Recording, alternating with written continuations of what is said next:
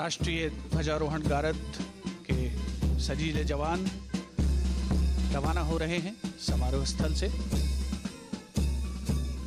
इसमें शामिल थल सेना का प्रतिनिधित्व इस बार किया प्रथम गोरखा राइफल्स ने, क्योंकि 5वीं बटालियन जिसमें भाग ले रही थी।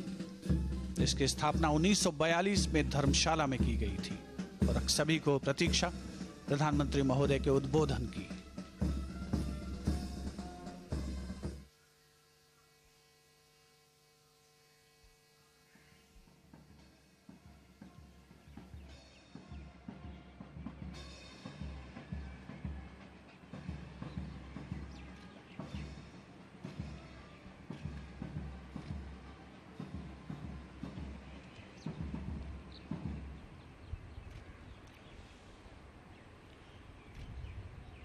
मेरे प्यारे देशवासियों,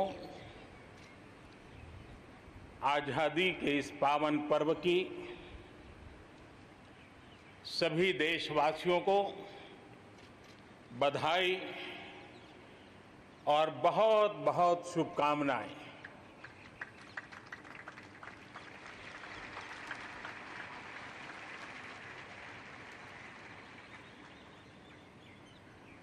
आज जो हम स्वतंत्र भारत में सांस ले रहे हैं, उसके पीछे मां भारती के लाखों बेटे बेटियों, उनका त्याग, उनका बलिदान और मां भारती को आजाद कराने के संकल्प के प्रति उनका समर्पण आज ऐसे सभी हमारे स्वातंत्र सेनानियों का, आजादी के वीरों का, नर बांकुरों का, वीर शहीदों का नमन करने का ये पर्व है। हमारे फौज के जाबाज जवान, हमारे अर्धसैनिक बल, हमारे पुलिस के जवान, सुरक्षा बल से जुड़े हुए हर कोई मां भारती के रक्षा में जुटे रहते हैं, सामान्य मानवीय की सुरक्षा में जुटे रहते हैं। आज उन सबको भी हृदयपूर्वक, आदरपूर्वक स्मरण करने का, उनके महान त्याग तपस्या को नमन करने का पर्व है। एक नाम और, श्री अरविंद घोष क्रांति दूत से लेकर आध्यात्म की यात्रा, आज उनके संकल्प, उनका जन्म जयंती है। हमें उनके संकल्पों को, हमारे संकल्पों को पूर्ण करने के उनकी तरफ से आशीर्वाद बने रहे। हम एक विशिष्ट परिस्थिति से गुजर रहे हैं। आज छोटे छोटे बालक मेरे सामने नजर नहीं आ रहे। भारत का उज्जवल भविष्य क्यों?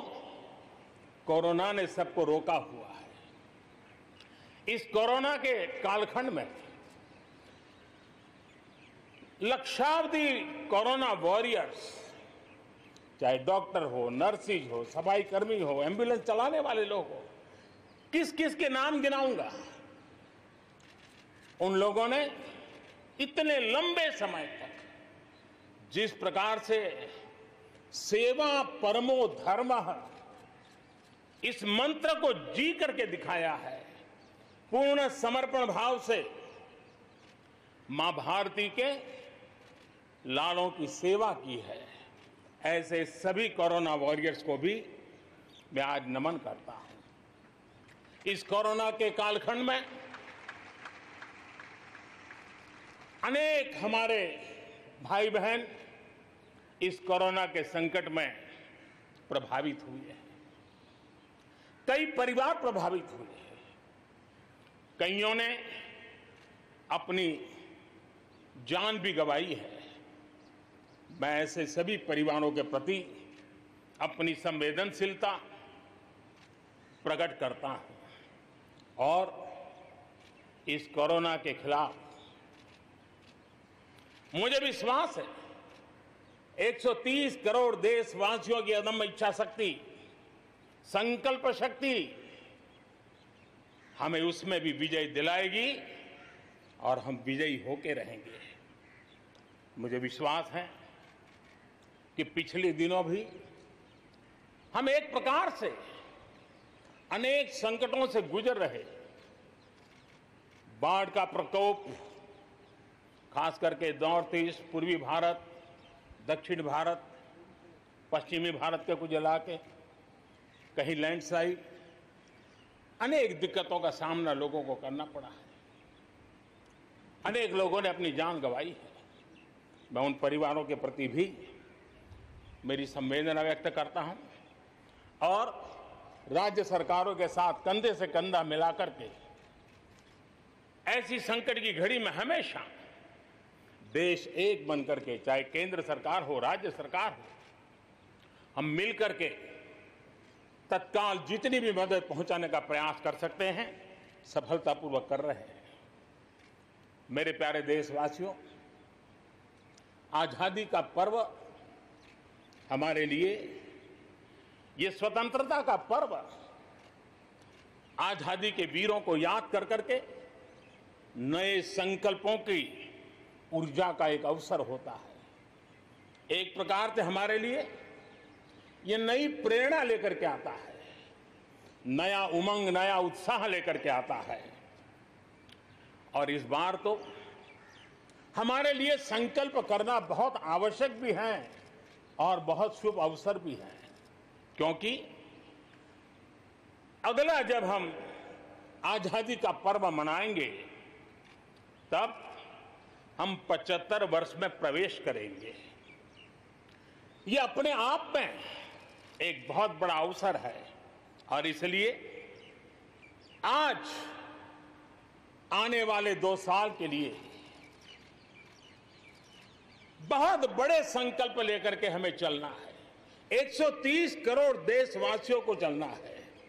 आजादी के 75 वर्ष में जब प्रवेश करेंगे और आजादी के 75 वर्ष जब पूर्ण होंगे, हम हमारे संकल्पों की पूर्ति का एक महापर्व के रूप में उसको भी मनाएंगे। मेरे प्यारे देशवासियों, हमारे पूर्वजों ने अखंड एक निष्ठ तपस्या करके त्याग और बलिदान की उच्च भावनाओं को प्रस्तावित करते हुए हमें जिस प्रकार से आजादी दिलाई है, उन्होंने न्यौछावर कर दिया है। लेकिन हम ये बात न भूलें कि गुलामी के इतने लंबे कालखंड में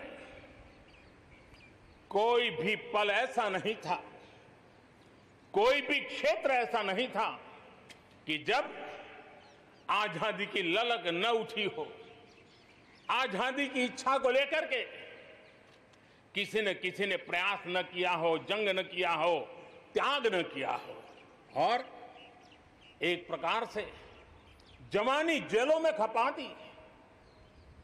जीवन के सारे सपनों को फांसी के फंदों को चूम करके आहूत कर दिया।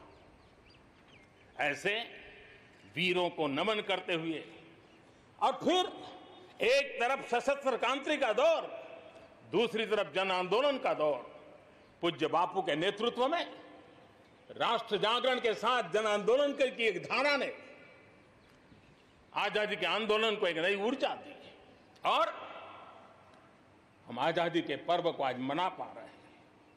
इस आजादी के जंग में भारत की आत्मा को कुचलने के भी निरंतर प्रयास हुए हैं, अनगिनत प्रयास हुए हैं।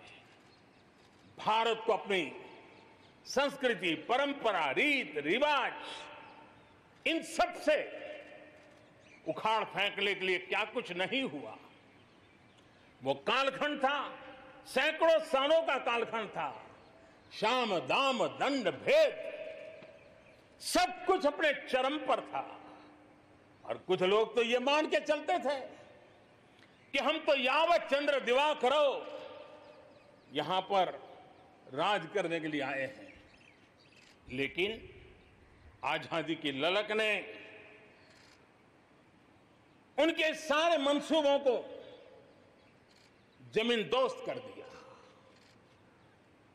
उनकी सोच थी कि इतना बड़ा विशाल देश, अनेक राजे रजवाड़े, भांति भांति की बोलियां, पहनावेश, खान पान, अनेक भाषाएं,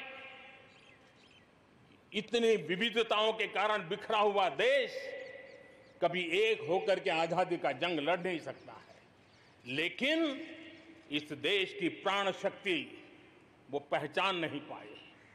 अंतर्भूत जो प्राण शक्ति है, एकता का सूत्र जो हमें सबको बांध करके रखा हुआ है, उसने आजादी के उस पर्व में पूरी ताकत के साथ जब वो मैदान में आया तो देश आजादी के जंग में विजयी हुआ।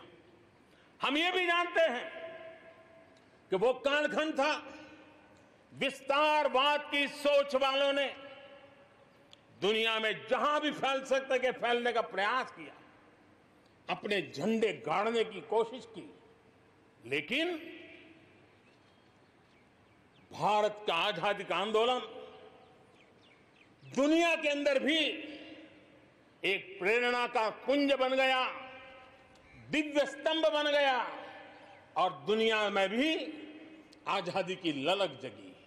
और जो लोग विस्तारवाद के अंधी दौड़ में लगे हुए थे, अपने झंडे गाड़ने में लगे थे, उन्होंने अपने इस मंसूबों को, विस्तारवाद के मंसूबों को पार करने के लिए दुनिया को दो महाविश्व युद्ध में झोंक दिया।